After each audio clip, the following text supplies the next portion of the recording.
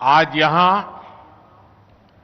2 लाख करोड़ रुपए से ज्यादा के प्रोजेक्ट का उद्घाटन और शिलान्यास किया गया है।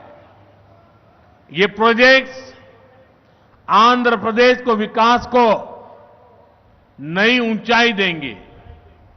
मैं इन डेवलपमेंट प्रोजेक्ट के लिए आंध्र प्रदेश समेत पूरे देश को बधाई देता हूं। साथियों, आंध्र प्रदेश अपने इनोवेटिव नेचर के कारण आईटी और टेक्नोलॉजी का इतना बड़ा हब है। अब समय है आंध्र नई फ्यूचरिस्टिक टेक्नोलॉजीज का सेंटर बने।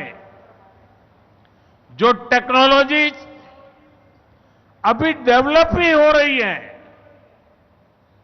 हम अभी से उनमें लीड लें।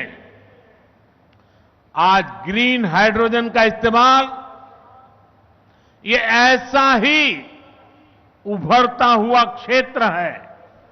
ఈ రోజు 2 లక్షల కోట్ల రూపాయలకు పైగా విలువైన ప్రాజెక్టులు ఇక్కడ ప్రారంభించడం మరియు శంకుస్థాపన చేయడం జరుగుతుంది। ఈ ప్రాజెక్టులు ఆంధ్రప్రదేశ్ అభివృద్ధిని సరికొత్త శిఖరాలకి చేరబోతుంది। ఈ అభివృద్ధి కార్యక్రమాలతో ఆంధ్రప్రదేశ్తో పాటు యావత్ భారతదేశానికి కూడా నా తరపున అభినందనలు తెలియజేసుకుంటున్నాను।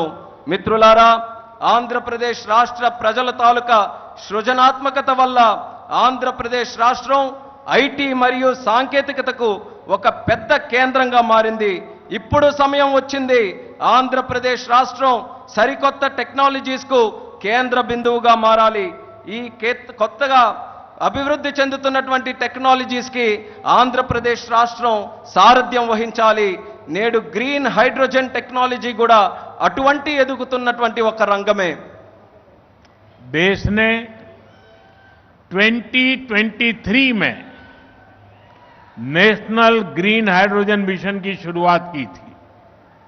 हमारा लक्ष्य है 2030 तक 5 million metric tons green hydrogen का प्रोडक्शन। इसके लिए शुरुआती चरण में 2 ग्रीन हाइड्रोजन हब स्थापित होंगे, जिनमें से एक हमारा विशाखापट्टनम है। దేశంలో 2023లో నేషనల్ గ్రీన్ హైడ్రోజన్ మిషన్ను మనం ప్రారంభించడం జరిగింది।